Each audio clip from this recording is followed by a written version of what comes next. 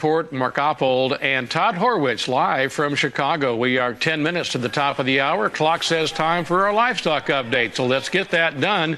Todd, you mentioned fear, hope, and greed. Those are the three acronyms, or the three words, I guess, in the grain trade. Market goes up, you don't sell. What about the livestock complex? Fear, hope, or what's going on there for our producers in your view?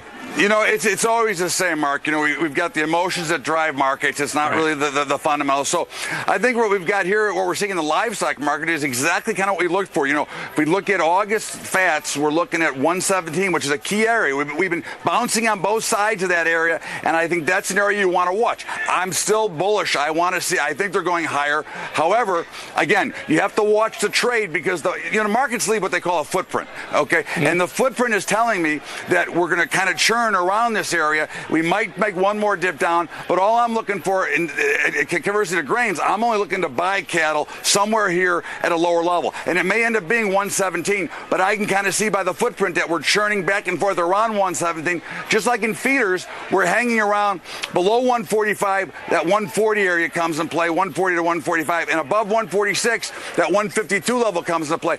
We're just kind of churning, and notice how we go back and forth between 145 and 146. So those are curious. I'm looking to only be a buyer. I have no interest in selling cattle whatsoever. I'm only looking to buy, but I got to let the markets trade. You remember 3 weeks ago, they were puking in the streets, dumping all the cash, and the markets are going crazy. Now there's becoming a bid and some buyers stepping back in. So I think we're going to look for spots to buy, but we want to wait for the right time, especially if you're holding, because you can obviously hedge your prices and make sure you're in good shape.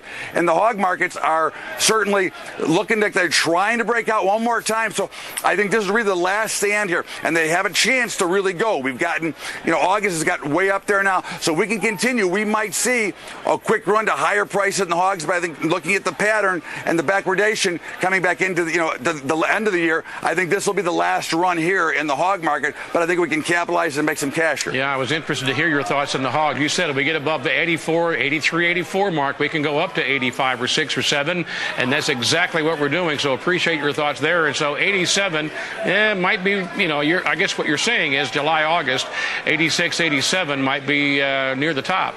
It could be. Again, I don't like to predict tops and bottoms, but I can see that we're becoming a little bit stretched. One thing you got to watch, again, is that the rate of change, when markets go up, when they go up too fast, okay, that usually means there's got to be some selling because there's not enough buying to support that. Yeah. So, again, we could continue to go higher, but I'm a little concerned about the backwardation after August. So that does give me some concern, but certainly we could work our way higher. Very good. I think you're back tomorrow, and we're glad you are. We'll talk to you then. Thanks, Mark. Have a great day. Thank you. Todd Horwitz, live from Chicago. Again, real quick, just a few